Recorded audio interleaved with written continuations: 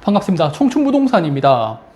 이번에 배드뱅크 설립에 대한 이야기가 나오고 있죠. 제가 코로나 당시에 소상공인 지원 대출을 적극 활용하세요 라고 말씀드렸었고, 이거 못 갚습니다, 그렇게 말씀드렸었죠. 그러면은 시간 지나면은 이제 정부에서 부채 탕감을 해줄 겁니다. 그러니까 될 수 있으면은 받으세요 라고 말씀을 드렸습니다.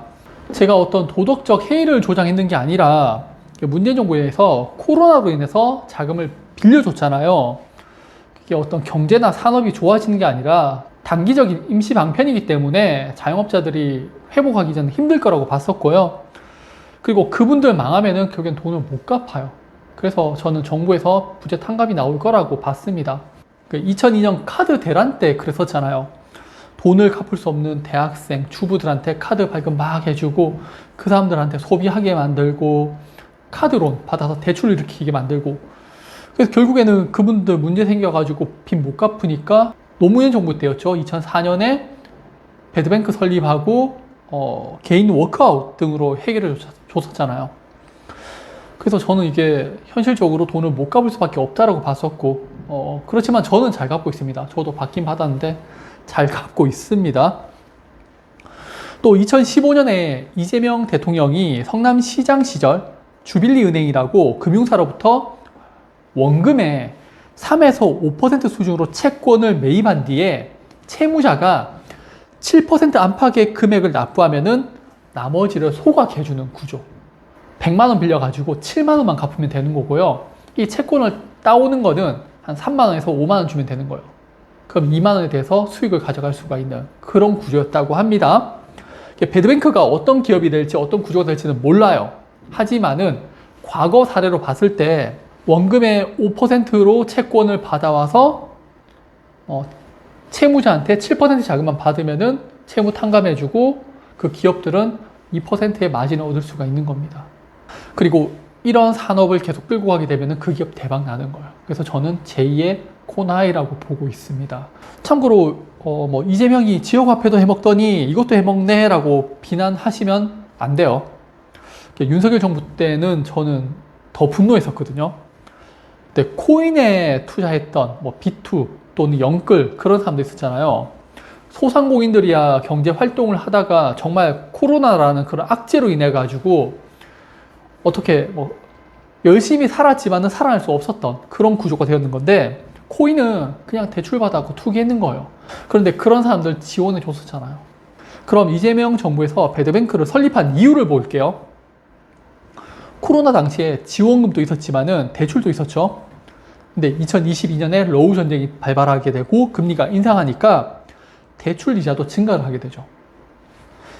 그렇다고 우리나라 경제가 좋아지는 것도 아니었어요. 그러다 보니까 대출 연체율이 급등을 하는 겁니다.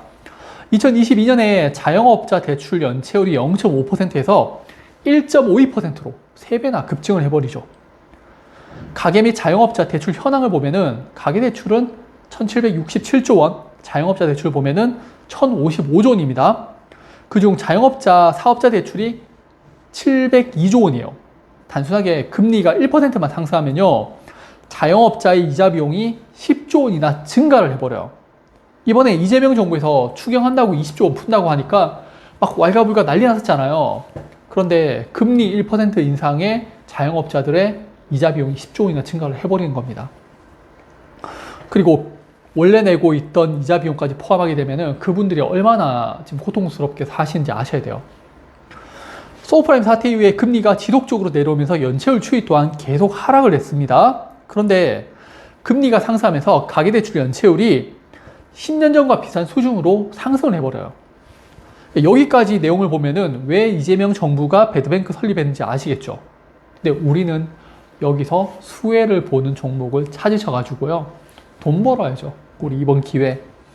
다만 저는 이재명 정부의 정책에 반대합니다. 늘 말씀드리지만은.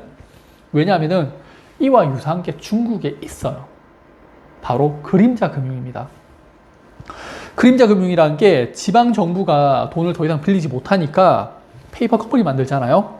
그래서 거기에 기업이나 대출들한테 대출 또는 투자를 받아가지고 사업을 막 해요. 그러다가 사업 실패하게 되면은 페이퍼 컴퍼니가 날려버리죠.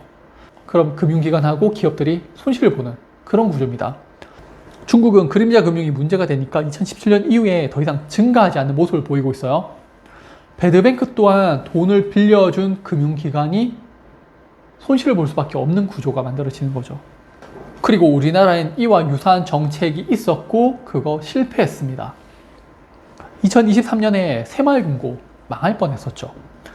앞서 자영업자 연체율이 1.5%인데 지금 난리가 났잖아요. 새마을금고 연체율이 6.4%까지 급등을 했고요. 특정 지점이 아마 30%까지 연체율이 막 급등하는 그런 모습이 나타나서 인수합병 되기도 했습니다. 그래서 새마을금고에서 연체율을 낮추기 위해서 정말 획기적인 방안을 마련합니다.